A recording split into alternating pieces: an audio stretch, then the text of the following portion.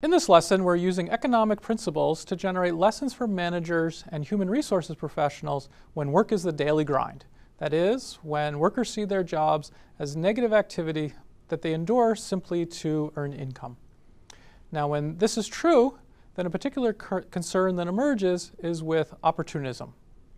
Now, as we saw in the last video, when workers are interested in their own goals, when it's difficult or costly to observe the elements of their work effort, then we should be concerned with principal-agent problems.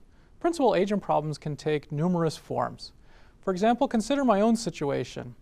My university can certainly observe my teaching and my research at a high level, but it's difficult for them to observe my extra effort on a daily basis. So am I devoting extra effort towards my research or towards my teaching? Maybe the university wants me to devote extra effort towards my teaching, but if the labor market, other universities, reward research instead of teaching, then if I'm only interested in my own salary and it's hard for the university to observe where I'm devoting extra effort, then there's a principal-agent problem at work, and I might be devoting more extra effort to my research rather than my teaching. Think of a different example. A manager might want to keep high-performing employees in her work group rather than sharing them with other divisions in her company.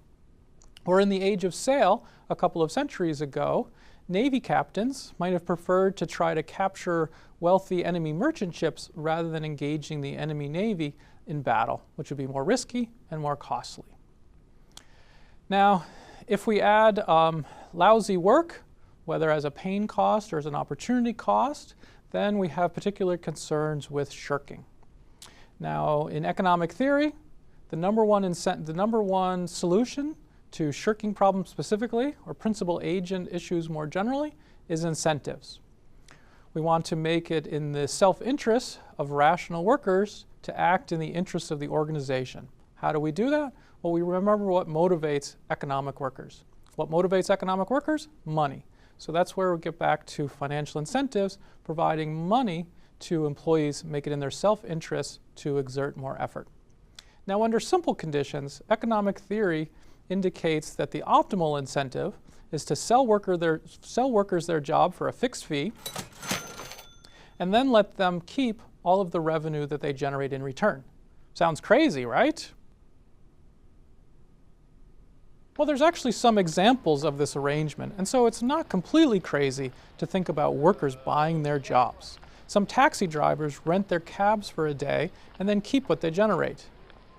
Some hairstylists rent their chair and keep the money that they bring in. However, for many jobs this isn't feasible, but that's okay, because the point here isn't to take this economic result literally. Rather, you should be looking for broader lessons. And the broader lesson here is that the more you can make your workers feel like their own entrepreneurs within their jobs, the stronger their performance will be. That is, if they're motivated by financial rewards. And so, therefore, there's a lot of different types of pay-for-performance plans. There's merit pay, piece rates, incentive payments, performance bonuses, gain-sharing payments, etc. And this will be covered in the final course on compensation in this specialization. But workers might be bothered by uncertainty, what economists call risk aversion.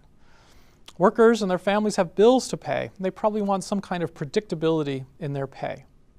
And so it can be hard to recruit and retain workers if compensation is excessively risky. So you need to find the right balance between a fixed salary, which serves as a form of insurance against income loss or income risk, and variable incentive pay. Too much insurance, and workers don't have an incentive to work hard. Too little insurance, and workers will work elsewhere. Another incentive mechanism that is prominent in economic scholarship is the use of contests or tournaments. This can take the form of Employee of the Month contests, bonus contests, or tournaments to determine who will win a job promotion. The common denominator here is that employees know about a prize. If the prize is large enough to compensate for the risk of losing, workers will exert effort to win. So in conclusion, there's many different types of incentives, and economists see these as potentially very powerful solutions to principal-agent problems, shirking, and opportunism. However, they in fact might be too powerful, and you need to guard against unintended consequences. One set of unintended consequences comes under the phrase of what gets measured gets done. If you provide an incentive for a certain part of a job, but not other parts of that job, then self-interested workers might overemphasize the incentivized part. This is an easy mistake to make when some parts of a job are easier to measure than others. A second unintended consequence we could call overstimulation. Workers might get greedy and figure out ways to undermine the incentive plan. Economists who study this are familiar with the data entry example, where a company provided an incentive for workers just to enter keystrokes. And so self-interested workers quickly figured out that they could just blindly type things into their computer and they'd get paid for it, even though they're not paying attention to the accuracy of their data entry. This is an example of what I call overstimulation. Another unintended consequence is that incentives can undermine teamwork. Concerns with free riding reduces the power of incentives, for example. Tournaments turn coworkers into competitors, which probably isn't how you want them to work with each other. Tournaments also provide incentives for workers to try to find non-productive ways to win the tournament. So for example, they might suck up to the boss. This probably isn't how you want your workers to be devoting their energies and their effort.